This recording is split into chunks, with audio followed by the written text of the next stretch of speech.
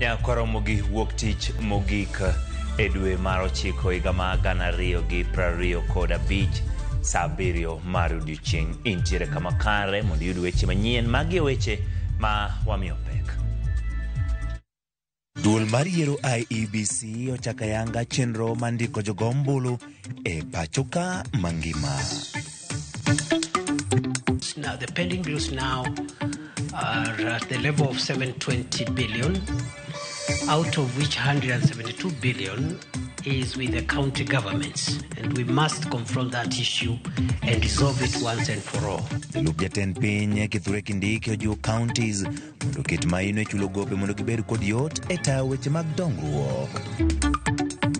Duond bura ma National Liberal Party oseo duond buche madongo mag koni temo rocho chenro mag yiero madundo madwe mar 11.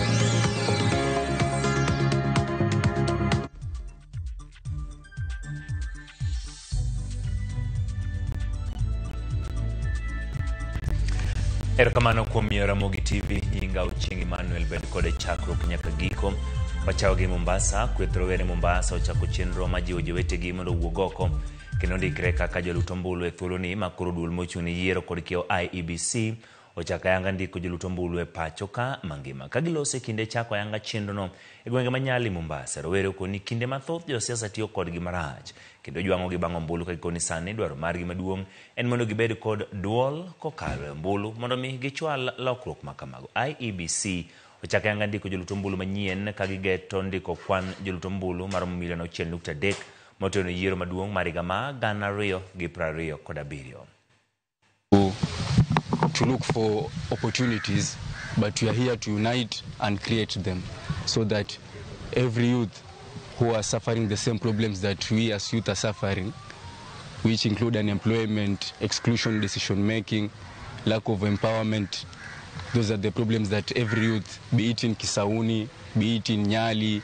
Mimi ningependa kuambia vijana wenzangu wajitokeze, wachukue kura, tujisajili kwa wingi kwa sababu sisi youth ndio ambao tuna nguvu.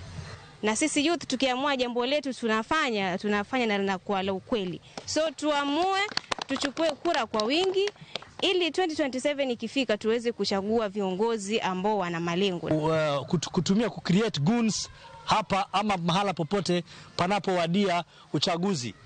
Ningewasihi vijana kuwa wajiepushe na mambo kama hayo kwa sababu haiwafaidi hawa kwa chochote. It does not benefit them at all to be goons or be used as goons so that a politician to win a certain seat. If kama tulikuwa tunapigania inclusivity wakati wa maandamano Gen Z, mbona inakuwa ngumu if possible the lowest rank iko kwa serikali ya count I think ni MCA. Kwa nini vijana wasipewe hii nafasi kwenye kama direct chance ya vijana pekee wasimamie hizi nafasi za MCAs? Nadhani hiyo itakuwa ni one of the main solution at least kuengage mavijana na kuita mavijana karibu, haswa kizingatia tukijipata tuko pale pia sisi tutapeleka vilio vya vijana wenzetu mashinani ambao kwamba tumekuwa nao. Duond bura ma National Liberal Party NLP oseo duond buche madongo e pachoka magikoni kod paro moro mopondo manyalo rocho yiero madundo ma tarik 27 dwe mar 11 higani. Jatend duolno mano Augustus Mulie kinde mano chiwo tiko ne jochung' mag NLP yiero madundo medhi time kuonde chung'o buche kaka Makasi Pool, Ugunja kod Mumbuni North. Kikario Bangi North wacho ni di mathoth duond buche go temo keto hinga ne jochung' mag NLP gino moluwo ni thiro demokrasia e pachoka. Yango duond bura mar NLP pod ochung' motegno ka gidhi nyime tiyo kaluwore kod chik kendo timo campaign ne jogo madwaro.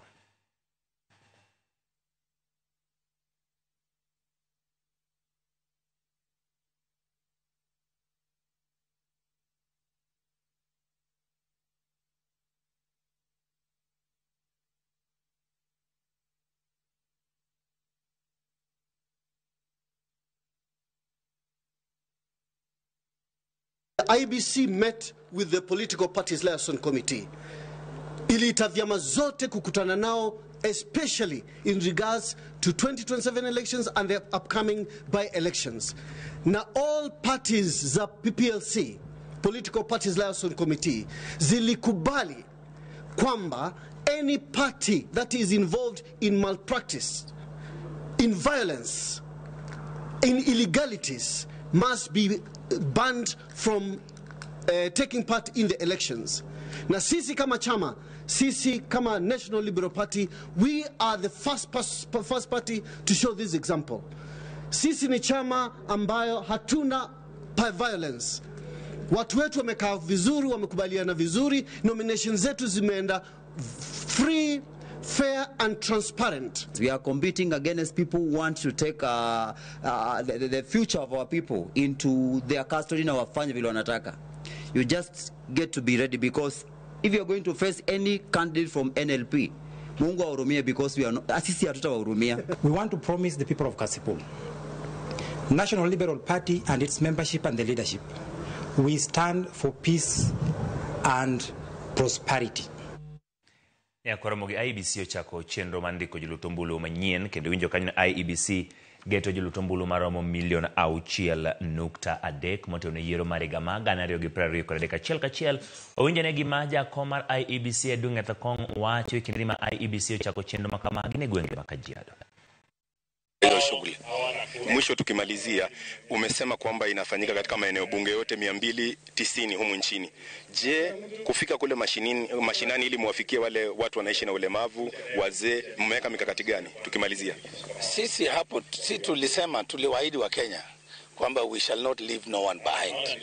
Kwa hivyo sisi kama tume tumefanya mipango yote, hata hapa Mashuru mahali tuko na watu with disability, kuna wale pastoralists, nomads, tumeleta watu wote kwa sababu hatutaki kuacha mtu yote nyuma.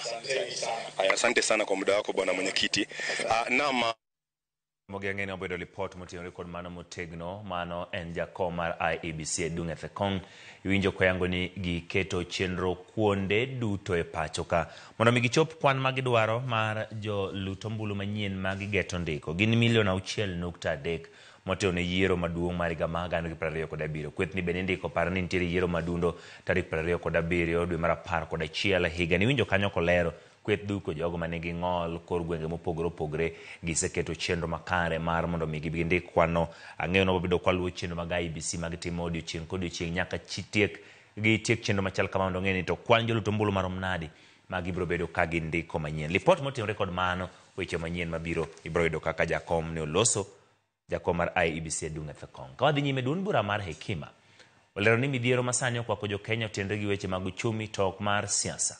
Jotelo ni kit siasa marach e pacho ka momiyo thoth chenro mag piny owacho okwamo erot kendo ok nyal loko ngima jopiny kaka dwarore. Koteni kod jakom mar duond burano Charles Ole Paia kod ogai margi Fred Ogola gikoni giikore makelo lokruok poni gibiro kawo tele pacho ka to kiro mar higa mar 2027. Gilero magi kinde mane gisidho yanga jolony mabiro tayo kuku machiwo paro maliw ne jolar Comten piny Kenya mong'ere kaka Evolve duond burano. You cannot solve economic problems with political solutions. You cannot tell somebody who today is being auctioned from his business that for him to get relief, he has to wait for 2027. You cannot tell that young lady who is being evicted with her children from her home that her solution will come in 2027. We have problems that are current that need to be addressed and solved. And we don't see that happening because everyone is made to believe Kenya's problems can only be solved through elections. The entire executive, led by the president, are not on SHA. So how can SHA work when the consumers are not consuming SHA? The judiciary, if you ask, tell me even Chief Justice, they are not on SHA. If they are on SHA, let them present their SHA number. If you go even to the Parliament, Parliament is not on SHA. And I can tell you, Parliament are getting 10 million shillings per MP for their health care. Some of them, just their teeth is insured to an amount of 450,000 per year. Yet Kenyans, even their heart is not insured. So it's not working because the people who should make it work are not consuming that product. Governors odhi nyime gi kwedo chenro mang'iewo mwandu kendo uso mag piny owacho kale mbui midendo ni e-procurement magi koni koro bagni kendo dweche adek nyaka ne chake kagilosi romo ma 20 kod 8 kin piny owacho mamalo kod counties romo mane ochwe kom kod jalup jatend piny Kithure Kindiki. Gavana Sokoni gidwaro omenda maromo bilion 36 matayo chenro magi manyaka sani pok ochwalnegi kendo gipiro migawo mar omenda. Kindiki kata kamano jiwo governors mondo oket maini chulo gope mag wego rak mosetiyonegi mondo gibed kod yot e tayo chenro mag dongruok. Gino ma governors onyiero kendo koni machiegni tije counties dhi muonyore dhi gore piny kalure kod chochni e weche mag e-procurement. Feel that this EGP thing, along the road, you people will either realize that you are not given the full picture and would ask to revise it, or it will be implemented with pain that was not necessary. We feel that as governors and counties, we have really been pushed to the wall. So much so that we are unable to operate. We must also find time this morning, in the limited time we have, to also get an update on where we are on the pending bills and see how we make progress. You know, the bills now, the pending bills now are at the level of 720 billion, out of which 172 billion is with the county governments. Jalup Gavana wa Machakos Francis Mongangi oseo piny owacho kuom chando dewe kinde machendo mag some mbalariany rochore kaluwore kod ng'anyo mag jopuonj mbalariany mag piny owacho. Okoni digni mosenene sekta masomo nyiso rem chiwruok ma piny owacho kelo lokruok mowinjore kendo bero ngima oganda jo Kenya. Wacho ni Kenya onge kod okenge mabeyo mag tudruok kod pinje maoko kosiemo tim makoch kama nyocha rowere ma Somalia ne kachao bendera ma Kenya. Bendo siemo jatend migawo ma Leba Alfred Mutua kuom seo ten piny owacho ma Machakos konyise ni owe donjore e weche mag county ma Machakos. Tumewaona wako nje for a long time because of the strike. The lecturers from our universities. Mimi naomba serikali kuu, tafadhalini, the same way you are killing devolution in Kenya, please don't kill education in this country, because that is the only hope that is remaining for us. Na tukiendelea hivyo naona nchi inaendelea kuisha, sababu ikiwa hakuna elimu jameni tutafanya nini? So naomba tu Gavana Mutua na serikali kuu, tafadhali, mko na so many problems that you have to deal with as opposed to kuja kuantagonize vijana wa hapa Machakos. Bila elimu hakuna mahali tunaenda. Tunajua siku hizi even our foreign policy, it is like Kenya has no foreign policy. Nchi yetu tunaona vile inaendelea. Hata watu wa failed state like Somalia wanakuja kukanyanga bendera yetu hapa kwa sababu ya uongozi mbaya wa hii serikali. Weche thieth ojiw mondo chiw ler ewi kaka kuma mar thieth mar SHA konyo jotuo mag kansa e pacho ka. Jakom riwruogo obila moserutaya Julius Oweru okoni jo Kenya mathoth pod yudo pek e thiedho tuo kansa. Garbo ni piny owacho koni SHA ni kod chenro mar konyo thieth makamano. Wach magi e kar pimo tuo kansa ma itayo ne obila ma osedhi rutaya.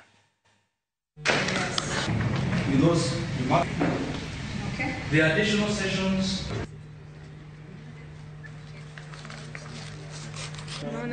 Ongeza ama umepunguza?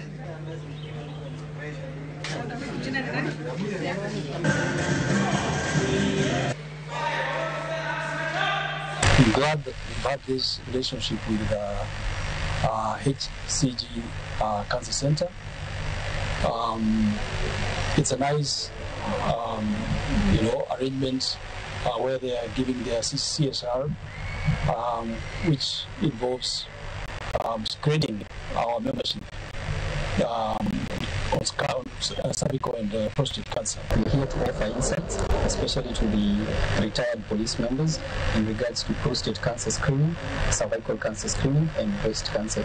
We're actually happy that majority have turned out for the screening program and we're able to interact with them, advise them on not just cancer, but also wellness and how to live their lives. We really appreciate you people coming. And it's something that I would encourage that you do, not only for us, go out there and propagate the gospel of Shaka.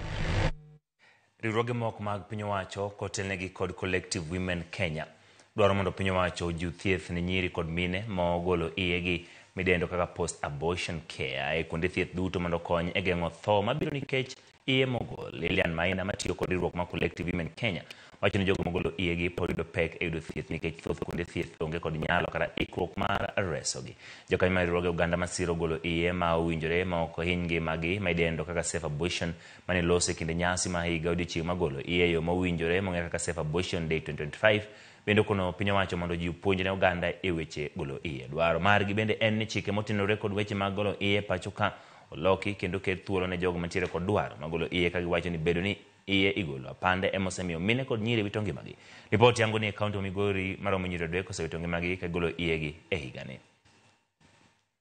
Still have a challenge when it comes to offering post-abortion care services, and this is as a result of the withdrawal of the guidelines. Under which circumstances these post-abortion care services should be offered. So we therefore do call upon the government to reinstate those guidelines so that the service providers have information to what extent they are allowed to offer these services so that they do not end up, of course, being criminalized because of offering those services. Mokwongo gima duong' mokwongo mosebedo katimo en gimiluongo ni sensitization, yani wawuoyo ka wanyiso communities about gima chalo kaka abortion. To mokwongo wang'eyo ni en topic moro ma sana ji mang'eny ok oheroga mondo mi owuoye, lakini wan kawuono wawacho ni en gima inyalo wuoyi nikech ngima nyithindwa lal piny kaendi. Koro kaka Women Collective waikore nikech wan gi weche mwakelo emomiyo kawuono wantiere ei gweng'. Wache wabiro kode gwenge nikech ei gwenge kuondegi ema gigi timore.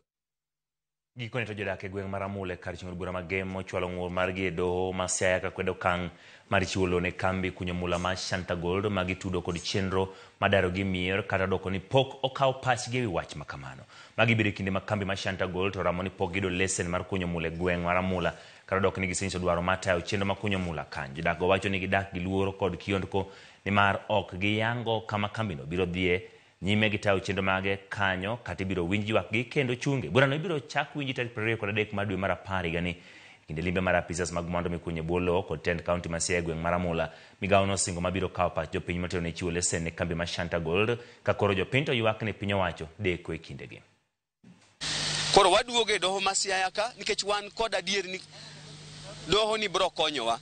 Wasebedo gi kwe ka watiyo gini orewa joma wuok Western joma wuok Nyanza ku wasebedo kwa tiyo gi kwe to chopo sama koro kiwuoyo kaka wuoyo ni to kiny godhiambo to semaki otieno to semaki to tere iye gini okwaneno kabernwa omiyo wan gi kwayo ni ka giwinjowa to giwenwa thuolo wadak kaka nyocha wadak. Ng'ata nang'eni katiba ma Kenya wacho wuon lo ka ng'ato dwaro gimoro kuomi to biro to wuoyo kodi ine miwinjori kode mondo yiene katitamuri kitamuri ni ng'ato ok ng'iyo gwendi ok onyal chuni no mako gwendi gi thuon titamuri. Omiyo jo Santa ka dwaro ni mondo winjruok kodgi to ka bi winjora kodgi nikech kuma dhiye onge kuma dwa tere jogi bende onge nikech kuma ok ginyal ndiko jogi te. Wan gi luor adier makata sami dhi puro puothi ti puro mna kiluor nikech samoro ibiro we puothi no kanyo ibiro biro ti biro muki puothi no biro dong kanyo. In gi nyithindo winjo moseolo kaka waolni kuma wadwa dhiye onge kuma jo Shanta dwa terwa e onge jogo mamiyo gi nembni mege lopewa joma miyo gi nembni mege lopewa go gin bende gi tang' gin be gin dhano kaka wabe wan dhano ne giwe shandowa giwe sando ngimawa gi nyithindewa duto giwe sandowa. Ekwara gitok report motenore kod gwenge mag Amula to kod kambi mar Shanta Gold wakao yweyo wa mokwongo kikidhi mabor pod wantiere kod mathoth moiko ni chenro mar migago.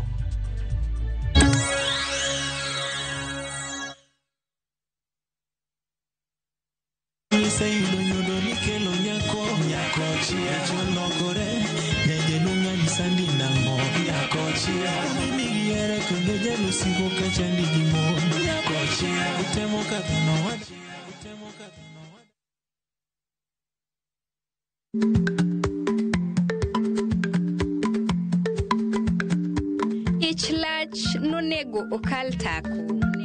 Matiende ni bedo gi miluma mar yako mang'eny nyalo kelo rach.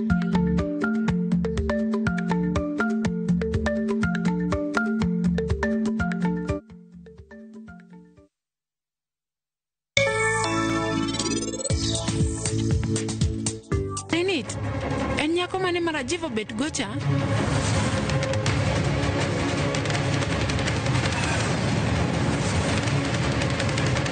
Sacha, akwaye mondo inilokane babana to iniket nera marajiv iwe mapari nit kae mondo bed jonyuolna. Eka mondo an bende bed gi jonyuolna mohera ahinya. Kawuono ni an nyaka fweny ni nyako no en ng'a? Nyako marajiv omako godo osiepno.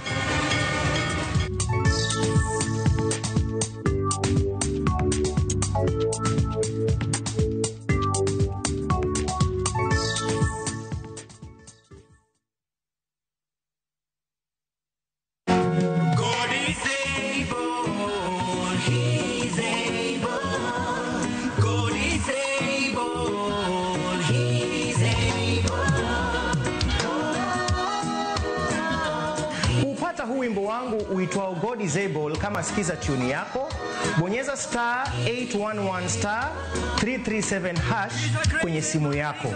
Kumbuka, sikiza na Citizen ni nyumbani kwa wasanii wote.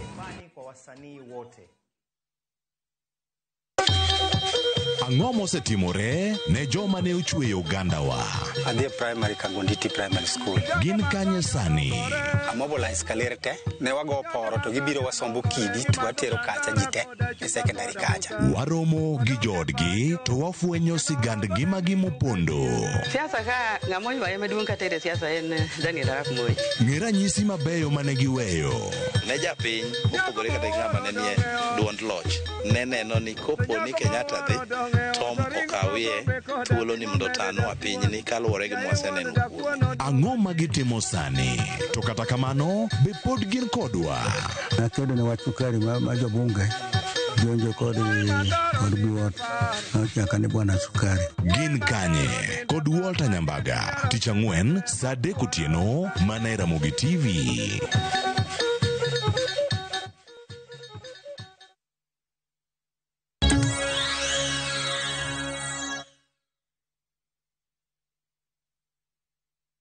Luoro podo kwako gweng' ma Kainuk manie tong' ma West Pokot gi Turkana bang' nek mar obila ma Akiba ma okwalo bunde ma onegi kendo kwalo bunde mare. Ka jafamo marwa Elizabeth Ajode lero nek no mar obila kanyakla kod rawera moro kelo piny mathoth ka jopiny dwaro ni tend arita okaw okang'. Magi gin jodak ma Kainuk mani kod mirima kendo lit bende nenore lenda wengegi kaluwore gi nek ma ithoro nego wedegi ka itiyo gi bunde. Jodak gi ok mor gi chal mar arita margi kata bedo ni Kainuk en gweng' manigi apisas mathoth mag arita kwe. Mimi nimeshangaa sana kama community ya Kainuk ya Lomo kata maendeleo ya wanawake ikawa sisi ndio tunasika vijana ya miaka 18, tunasika vijana ya miaka 20, tunasika vijana ya miaka 30, tukisika vijana ya miaka chache. Ni nani dunia gani itatusaidia baadaye? Nek mar obila ma Akiba NPR kachiel gi nek mar rawera matin e gweng'no omiyo giluoyo seyo ne tend arita ni oketo mahino e monjo jopiny kar kedo gi jomaundu. KPR bas ameuawa, bunduki imechukuliwa. Instead of them to follow that gun, they are coming to beat us here. It's like toa bunduki, toa bunduki, toa bunduki. This was of ours. They used to kubeba kuni. So hiyo basi kuni imewamuza for long. For the last 10 to 15 good years. Akibeba kuni ndio familia yake ikule. Sasa basi KDF takuja amgusa tu hivi na mambo na kuni. Anasema toa bunduki. Where is the gun? Na bunduki basi imeua pale askari KPR basi hawajafuata bunduki imeenda. Gweng' ma Kainuk ni kod obila makwan gi ok tin ne 500 to oseyange kaka gweng' manigi timbe maundu ahinya. Magari ya kivita yaliyoletwa katika tarafa hii ya Kainuk ni ya kutembea, ni magari ya starehe, haina kazi ya kusaidia Mturkana na mwananchi ya Kenya. Ninaomba kuomba kama kiongozi mama, Bwana Murkomen, kuja chukua askari yako, kuja chukua askari yako, tukufe bila usaidizi ya askari yako kwa sababu tumechoka kuwawa. Komanda mar obila ma Turkana John Tarus wacho ni nyaka sani obila osekawo ting' mar apedha ka igeto maki achije ma itudo gi nek makamano. Wakati ule mlipeana order ya kusema hii area ni disturbed and dangerous, mulisema you will flush out bandits. Now we are not seeing that being affected. hawa wametengeneza kijiji karibu na shule na hatujaona wakiwa flushed out. Kwa siku chache tunaomba kwamba serikali itoe makucha, serikali itoe macho ili waweze kuflash bandits ambao wameweka kijiji chao karibu na Lobokat Girls. Some 2 people were killed. But the kind of slumber and the kind of the don't care attitude that the security apparatus, some security apparatus within there are trying to show is not really giving now good indicators. Elizabeth Ajode, Ramogi TV. Gachiel kod weche buoro sekalo nyaka ne jo Kenya rad kod wach mar lit mane obuogo chuny mar nek manotimore kadak makware kendo manomiyo ikwanyo mana ringre ji ka owetie kar puko taka makware kanyo. Achich manitudo gi nek makamano Collins Jumaisi bende ne omaki. Bang'e to ne olal manyaka sani pok ong'ere gima dhi nyime ewi nonro malal mare. Penjo pod medo nyuolore ni to ere kaka Jumaisi ne opondo kowuok e tendo bila magigiri mani alwora manigi arita mamalo kamano. Jafwambo marwa Efi Nyakidi kolonwa siganani.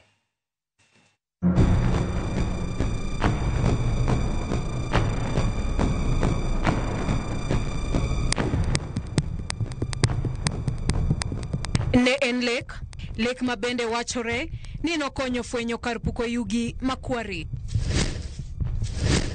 Ote nolandore kor gwenge makware kod alwora mare kendo bang'e nochopo ne apisas mag okwach kich kata DCI. Odiochieng' mokwongo rawere nogolore mar manyo ringre e kar puko takano. Ma kata obedo ni ne gionge kod gigo makare mag ritruok, chal mabende ne ok gidewo. Bang'e apisas mag okwach kich noriwore kodgi mar neno ni chenro no odhi nyime makare.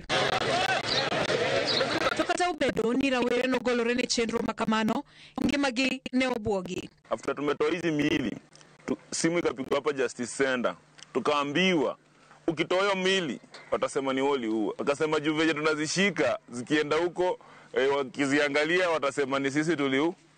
Sasa nikauliza tuliua tukakuja kutoa tena. Utaamua tena uikujie. Na sisi ni raia tumejitolea kuchapa shughuli. Nipigia simu akaniambia posta vijana wewe ndio kwa watu wa mili pale kwa Re. Tumeona tukupatie shughuli. Unaweza fanya kazi na ukosi juu niambia juu Homa Bay. Kaambia mjini haiwezi. Mjini noma shughuli iko huko. Nikamwambia kama mjini haiwezi Simba haya najua watu wagonyo pia bado wanataka mboka wapatie ya Homa Bay. Nikajua hawa wanataka kunichinja. Hawa si watu wapoa. Kwanza wametaja story ya shimo. Hawa kwa idha kunisunda hawa. Wakati yule kijana alipotea, mmoja alikuwa anaitwa Jumaisi ama mliko yule. Wakati alipotea, DCI si rahisi kukuonyesha siri zao. Lakini walikuwa wamenionyesha mahali hiyo kitu ni kinyumba kikubwa lakini shimo iko katikati kama hii, lakini iko katikati hata upande ama mwingine ya kushikilia uwezi panda. Na hiyo ni serikali ilifungulia. Sasa ni mambo ya serikali. Maana walininyima kuingia huko tena. Yaani nikiingia huko tena pale kwa ile shimo. Wanasema ile tulikuwa tunatoa hiyo mili. Kwani nimekuwa mara mbili. Kwa jamaa alikuwa in black suit. Sikuwa na shughuli zao lakini alikuwa jamaa amevaa mzuri. Tukipatana tunaweza kuambia nini lakini simjui jina. Ananiambia shimo sijaribu kurudi hapa. Nilikuwa mara yako ya mwisho kuingia kwa shimo. Ndio maana Sunday sikuingia na nishinda kama nimefunga simu lakini tu nikotoka kwa shimo. Peter Waweru, rawera machielo mabende nokonye chenro mar golo ringrego. Wachoni Ten County ma Nairobi no singo mar miye tich kaka achiel kuom yore makonye siro ngima mare. Nyaka sani pok oluonge e yor tich makamano. Gino moseweye gi penjo kapo nono mano ne yor dino wang'e madhi nyime gi konyo golo ringre kod fuonni e kar puko yugi makwari. Nilipewa barua ya kazi na County Government of Nairobi, wakanistampia kaniambia wananiofa job City Mortuary. Kaenda mpaka kwa County Government kwa hiyo health office yao, huyo Minister of Health akastamp akaniambia nipeleke City Mortuary. Kufika City Mortuary wakaniuliza place na stay, nikamwambia na stay Pipeline. Wakaniambia kulingana na salary yenyewe tunakuofa hapa utakuwa unafanyia transport. Nikamwambia sina otherwise naweza kaa hapa karibu na nyinyi, kuna ma friends wangu wako hapo. Kaniambia watanipigia. Since that day ni 1 year hakuna mtu ambaye reach out.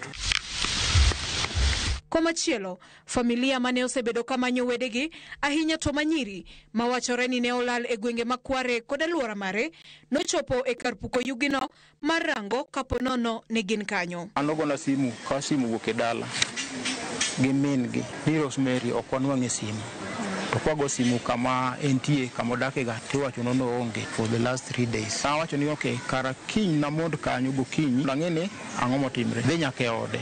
Tanuong' ka ode en mana report kaka nasewinjo ni onge ng'ato. Koro ochuna madhi e nearest police station maniluongo ni Kware. Koro kadhi kanyo a report tadhi ayudo ni nitiere ng'at moro mane ni wacho ni en girl boyfriend mare. Bende nose report wachne kanyo. Police nonyiso ni koro wadhi other police stations around chak manye e mochari gi hospital to wadhi Kenyatta hospital okwayude, wadhi Mbagathi, wadhi Mama Lucy. Bang' ndalo 2 waneno ne news ni jomoko kwanye Kware gi gunde ter City mochari. Nadhi City mochari temo rango bodies manomiya moko ok nyal ng'iyo kata kama kata penjo lewni mane bedno rwako seche mane owuokno karango i joka nokaneno. Ringre mane ogol kanyo duto ne otere kar kano ringre ma Nairobi Funeral Home mong'ere ahinya kaka City Mortuary machiwo thuolo ne chenro mar bero. Chenro mabende notim kokadho yor lony mar science mar DNA.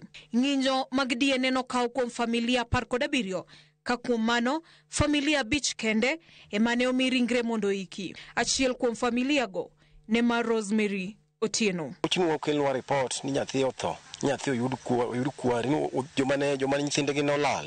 Odhi ane Kware, odhi ong'ane ka mago nyithindgi. To chiga kanodhi otemo ng'iyo nikech kacha nogole nyithindo ka ji okuot maonge ng'ato kaka ni nyalo ng'e ni ma mwili ni ma nyathini kata ni nyathini nang'o. Onyisi mana mondo gidhi e DNA. Koro kano osipim gochno kendo gi harakisha wan mondo dhom nyathi ka tek to nyithinde dhi timo dhi kaw te wang'. Odhi Nairobi motim kel mwili nyaka dala kae. To yudo kane waonge kata siling to en mana thagruok mar mondo nyithindi osom kendo golo nyathini mondo nyathi odhi osom. To keto nyathi chako yudo sida moko magalagala. Nyathi nego te ng'ado te soe gunia. Kwa bodies zenye tulitoa moja ndio ilikuwa at least unaweza ona sura na ilikuwa ya ladies mwenye alikuwa na Colgate lakini alikuwa amekatwa into pieces, mikono ana lakini from hapa up to nene uso ndio ilikuwa huyo ndio tungeza identify ni body ya mtu mmoja, lakini the other ones zilikuwa zimekatakatwa into pieces, hakuna body complete, ziko kwa different sack. Familia machielo ne mar Roslyn mane olale gwenge ma Pipeline.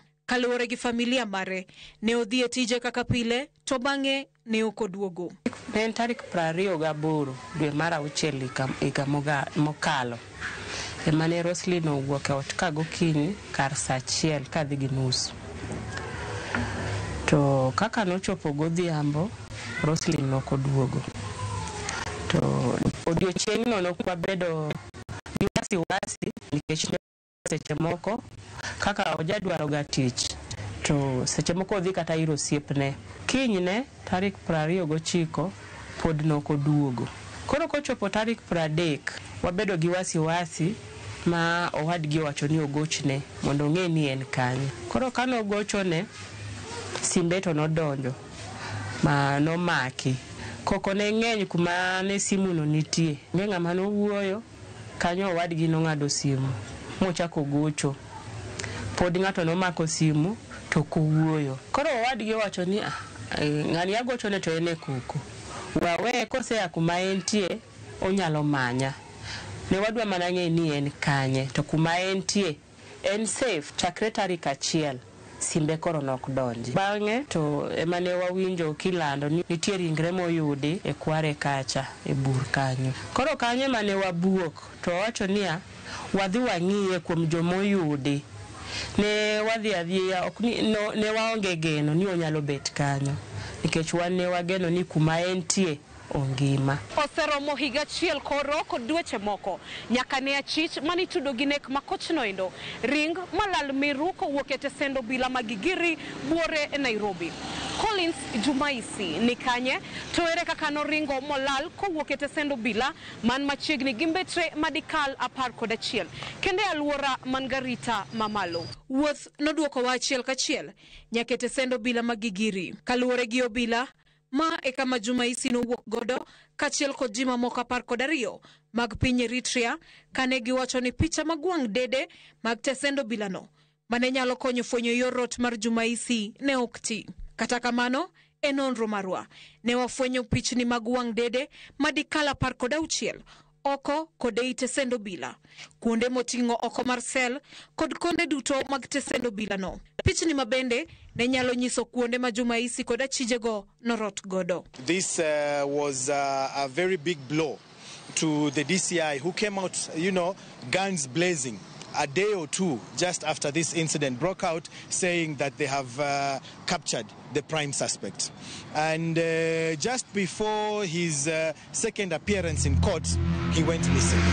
And we fear that there's a very high possibility that the police felt that his appearance in court would embarrass them even further.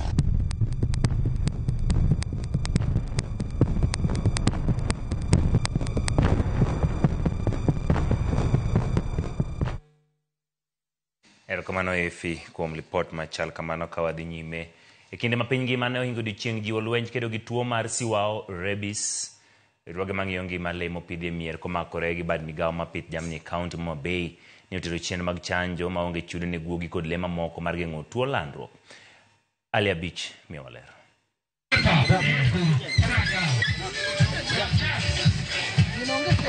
Tarik 28 dwe mar 9 higa ka higa, piny ngima ohingo odiechieng' tuo mar swao kata World Rabies Day, ka bende ne odiechieng' mitiyogo mar chanjo guogi kod le mamoko mipidho e miere machalo punde kod nyembuche kind mamoko mar geng'o landruok tuo mar swao manyalo kelo hinyruok e ngima dhano. Chenro mar chiwo chanjo manono ne guogi kaachiel kod le mamoko mar geng'o landruok tuo mar swao ne obagi e sub-location ma Mange Kaksengre West e kar chund bura ma Suba South mar ohingo odiechieng'no, kendo ne otelo gi riwruok moko mar piny owacho ma ong'ere ne Ripple Effect Kenya kaka yor konyo e kedo kod landruok tuo mar swao. Rekod piny mangima e hingo odiechieng' mar tuo mar swao, ma en odiechieng' ma wahinge ni nikech tuo mar swao en tuo mamako jamni mwapidhe pacho machalo kaka guok, paka kod punda.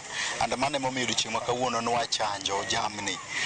Wachanjo punde maderom 180 to kod guogi maderom 120, which is a significant number, and we thank the erokamano ne community kuom kelo pundegi, kuom kelo guogigi mondo chanjo odiechieng' ma kawuono. E kinde chenrono, guogi maromo 120 kod punde 80 ne ochanji ne tuo mar swao matemo geng'o tuono kik landre kawuok kuom le ma guok okayo kata kuom guok kadhi ir dhano poni guok okayo dhano. Chief Officer migawo mar pith jamni e sirikand kaunti ma Homa Bay Bernard Omwanda wacho ni tuo mar swao nyalo kelo hinyruok ne ngima dhano ma guok ma ok ochanji okayo. Rabies wang'e ni en tuo mamako guogi, to guogi kokayo chiaye ma bende wadak e mier machalo punde, machalo dhok, machalo diek, magi duto ka guok okayo to tuono dhi kuomgi kendo gin bende gichage kayo jomoko. Koro mondo waket tuone en ni nyaka wachanj guogi magwa. Ka wachanjo guogi to guogi bedo gi ngima maber, koro kata gikayonwa chiaye to ok bed ni gichak gibedo ni koro ginyalo hinyo chiaye mwadakgo. Jalup Komisona Division ma Kaksengre West Sami Twala jiwo ber mar sirikal kaachiel kod migepe mamoko mag piny owacho mang'iyo ngima jamni mondo oti kanyakla mar neno ni chanjo e tuo mar swao otim e kinde ka kinde. The community have benefited. Most of their pets, mostly the dogs, cats and donkeys, have gotten vaccination which was given for free. This is a good benefit to the members of the community. We as the government, we want to ensure that the members of community are living free from rabies, any cases of rabies, and they be able to live very healthy, peacefully together with their pets. Ka jopiny mane otero guogigi kaachiel kod le mamoko mondo chanji ne okoni tuo mar swao geng'o tek, kendo chenro ma kamano kelo negi yot. Kelwago nono kendo en gimo konyo jogweng' nikech kaluwore ji te ok nigi pesa, to kaluwore jomoko iyudo ka tuo ok nyal chopo kono, to kokele nono kamane gweng' okonyowa. Omiyo wagolo guogi wate, wagolo punde wate, wagolo puse wate, kendo wan kod adieri gi geno ni tuo moro amora mane gin go orumo. Alia Beach, Ramogi TV, Homa Bay. Awuoro kaka jogo nigi teko mar mako guok gidiyo gichuo chanjo gimako nyaka punda.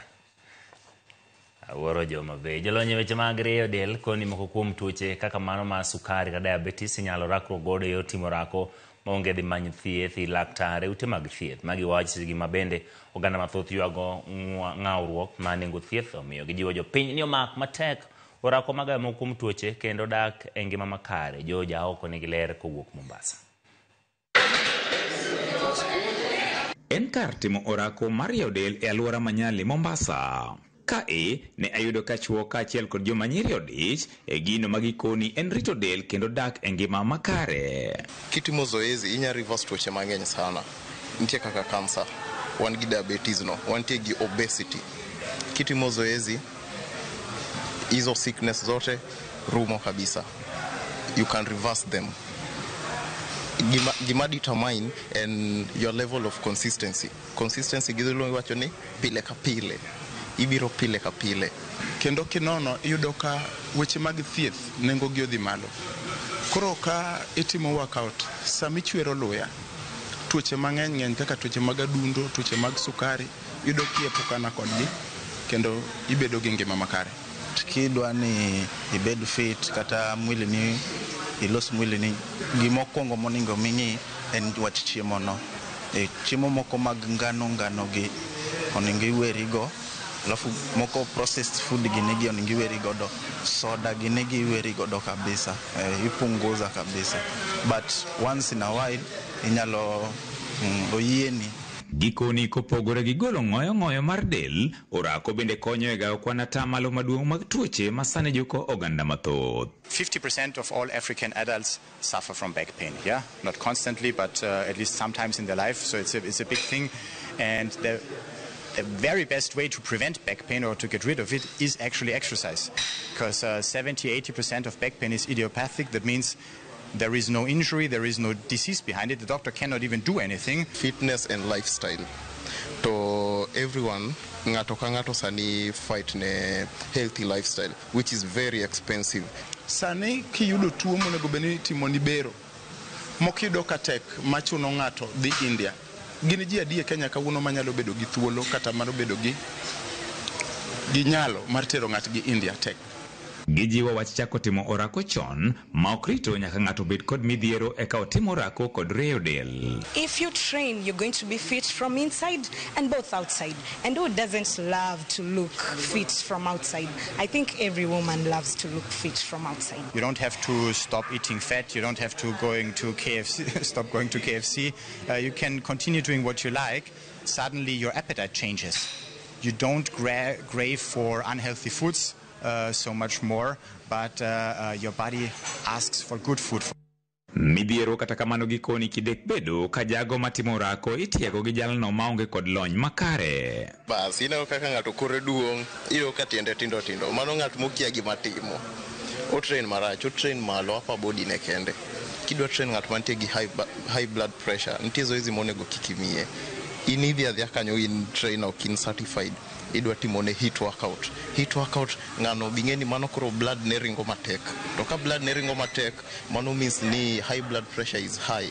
Inaenda juu sana. Most ladies, they think when it comes to training, especially weightlifting, most ladies, they tend to think if I lift heavy, I'm going to look like a man. And basically that's incorrect. Kama tuseme uko kwenye gym alafu unatufundishwa na trainer ambao hana ujuzi ambao hajasomea, kuna hatari ya ukibeba weight unaweza kuumia, hajui ni form gani anafaa ufanye au. George Aoko, Ramogi TV, Mombasa.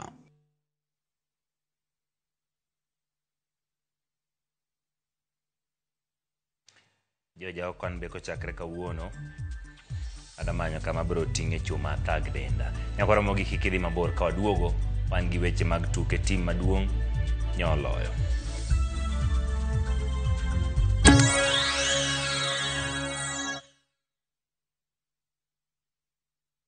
Turquoise waters whisper calm, coral reefs sparkle in the sun, and every sunset feels like a private show.